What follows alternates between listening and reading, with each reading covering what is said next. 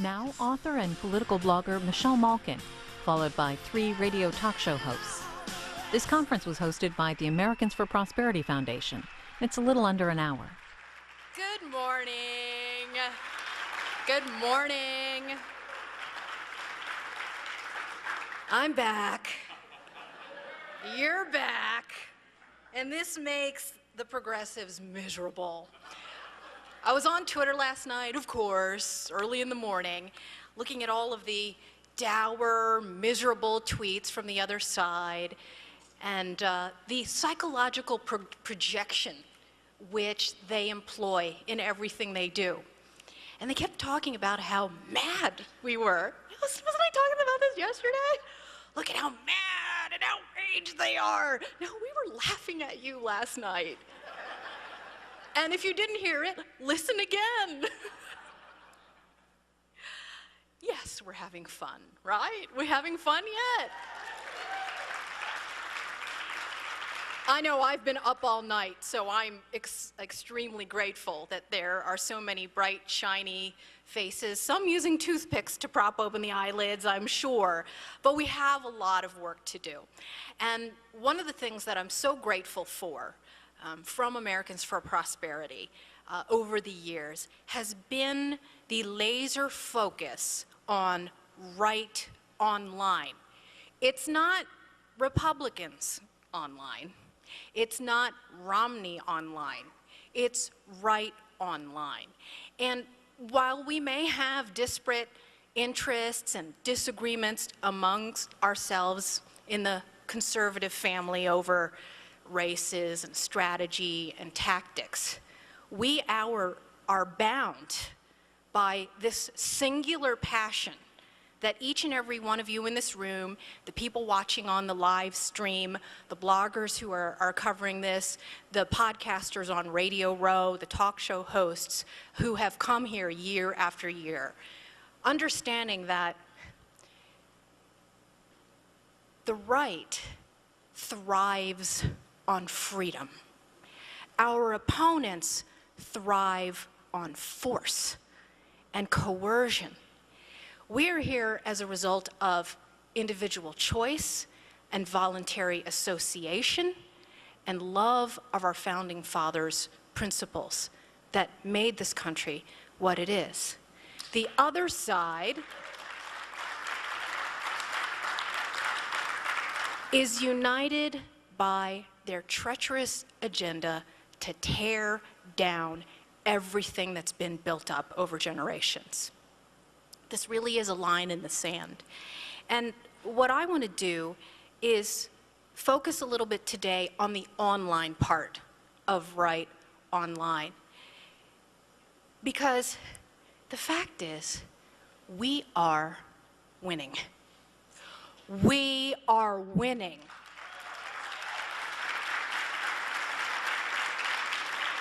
And you need to use every ounce of your energy to make that message clear, because it's driving the other side nuts. Did you hear the commander-in-chief whining about how his opponents were able to summarize his campaign in one tweet? This gave rise to the wonderful hashtag on Twitter, characters to spare. Because we can summarize his failures in 140 characters or less.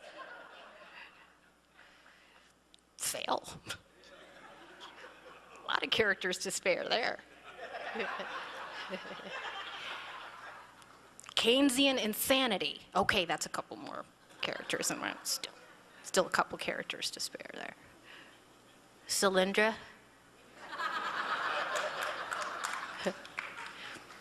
Let's move. Let's move you out. How about that? My friend John Nolte, who is a Breitbart blogger, published, I think, what is a very important manifesto about the use and our victories in the Twitter battle space. And we've been along the same lines of thinking here. I launched a Twitter curation and aggregation site called twitchy.com in March. Thank you. And it really is the first entrant in this space. And it's very important, as John has said, because it's all about pushing back against false progressive narratives. Another good friend and inspiration of mine, Ben Howe at Red State, put it very succinctly. And this is what's great about Twitter, is that we're able to distill our thoughts in a very clear way. There's none of this mamby-pamby, off-teleprompter filibustering that we get not just from the commander-in-chief, but pretty much every inarticulate progressive that's in the public square.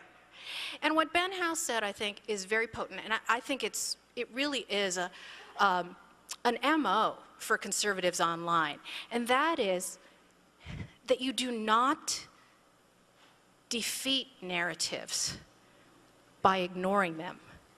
You defeat them by crushing them and pushing back forcefully and getting in their faces online and in real life. And of course, Andrew Breitbart was the embodiment of that. Now, not all of us, I certainly can't, have the bravado to put on a pair of rollerblades and roll right into those camps. But Andrew inspired the next generation of young conservatives who are going to do that. Like I said yesterday, we need all ranks of foot soldiers, number crunchers, analysts, bloggers who do long-form reporting, investigative reporting. We've got this vanguard of investigative reporters, the James O'Keeffes, the Hannah Giles, the Lila Grace Roses. God bless them. We are so grateful for what they do, risking their lives. I think it's very important to appreciate how we've evolved, and how we've evolved specifically on Twitter. And I signed up in about, I think it was August 2008. It was right around the time of the Democratic National Convention, and I was trying to stay in touch with friends who were on the ground. Now, I didn't realize later that I would be accosted by an Occupy-style nutball in Denver on the ground, who was in my face and literally almost spat on me. Fortunately, there was an entourage of bloggers who were around who protected me back then. But it was important to stay in touch with other people, and that's how I first got into the medium.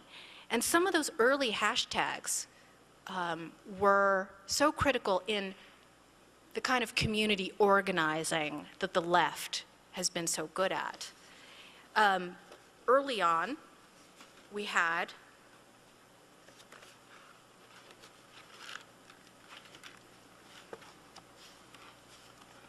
TCOT. Any early members of that?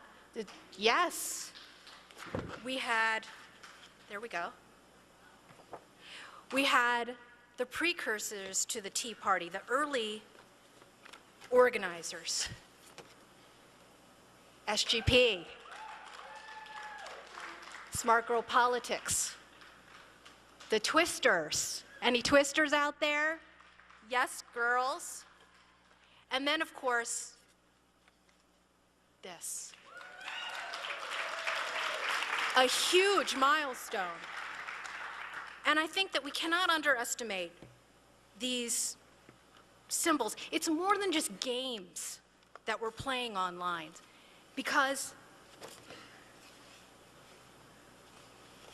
this is what it's all about.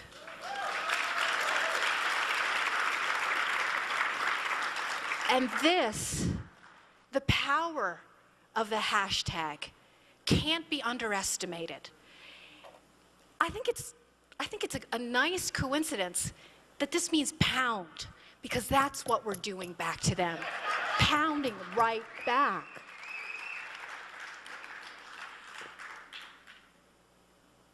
I talked about the sense of humor that's been unleashed.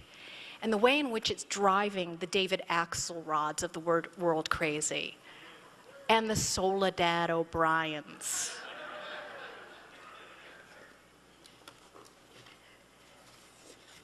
Does anyone remember this?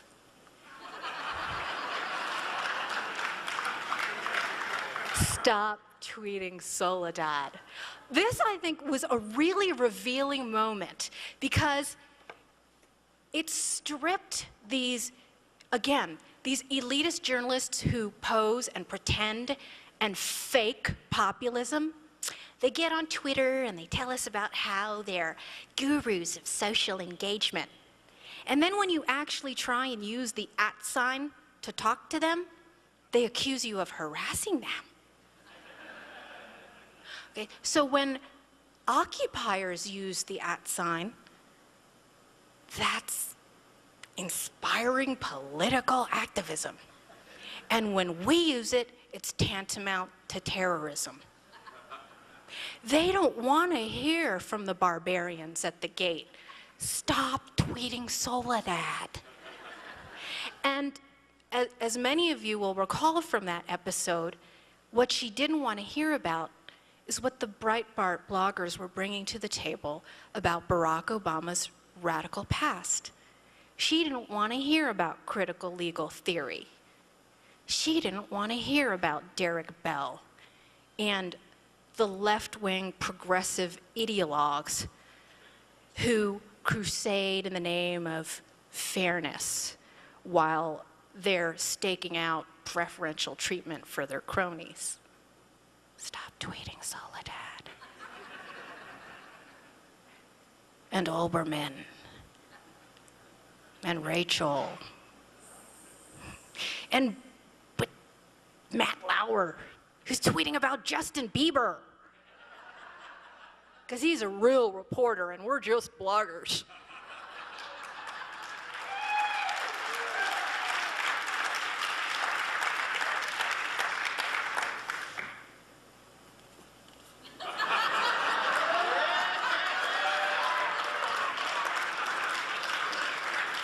Take note, progressives on Twitter, we're laughing at you. This is not outrage. This is outrage. This is laughing at you. God bless Jim Treacher. This is what Sarah Palin was talking about yesterday when she talked about the real reporters not doing basic work like, I don't know, reading Obama's autobiography. And what was handy and useful about that episode was, first of all, the dog recipes are just hilarious. But that penetrated the mainstream culture. I mean, even my hairstylist, my 20-year-old hairstylist had heard of it and was talking about it and talking about the dog jokes. You know, people who weren't necessarily politically engaged. But these are the kind of people who will consume The Daily Show and listen to the Letterman jokes and all of Pig Mar's jokes. But humor is a way to reach a non-traditional and particularly a young audience, which leads me to another great milestone. Shout out to Misfit Politics and Ezra and Brendan. Wow. Who can say this without all of the 20 A's? Attack, watch. What a fabulous way to diffuse the hubris of the left and these people who again fashion themselves the monopolists and the overseers of the new media space. Each and every one of you ought to be signed up on Twitter, and if not, at least reading Twitchy. There's my self-promotional plug. But you know, even in that, you know, the thing about the blogosphere that I appreciate after nearly a decade is there's no such thing as being merely a self-promoter in the blogosphere. This is a smear, you know, a tactic that they've leveled against Governor Palin, and they did it against Andrew Breitbart and me as well. But we realize that the only way that you're a successful part of this organic movement and this organic environment and climate is to know that It is, although we're each individually doing our own thing. I mean, this really is the greatest illustration of the big tent. We don't always agree on policies and candidates. Some of us have very different passions. Some of us focus on the Second Amendment, which of course those Second Amendment bloggers, and I'll remind you again, led us to the expose of the Fast and Furious scandal. Religious liberty bloggers, pro-life bloggers, mommy bloggers, property rights bloggers, sound science bloggers, legal bloggers. We need each and every one of you concentrating in order to win, and each in our own way to wage war.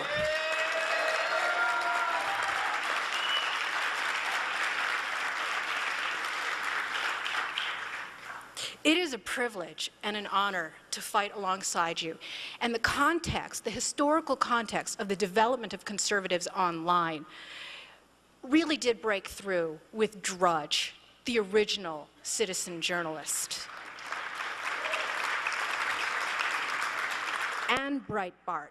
But I think particularly for the younger generation of conservative activists, know that you were preceded by the likes of the Powerline bloggers, who celebrated 10 years on the internet this year. Glenn Reynolds at the University of Tennessee, the law professor who's been the godfather of the blogosphere and who really drove home this concept that we are an army of Davids. Lucianne Goldberg and Jonah Goldberg were there in the nascent days of the conservative movement online. And I mentioned the freerepublic.com.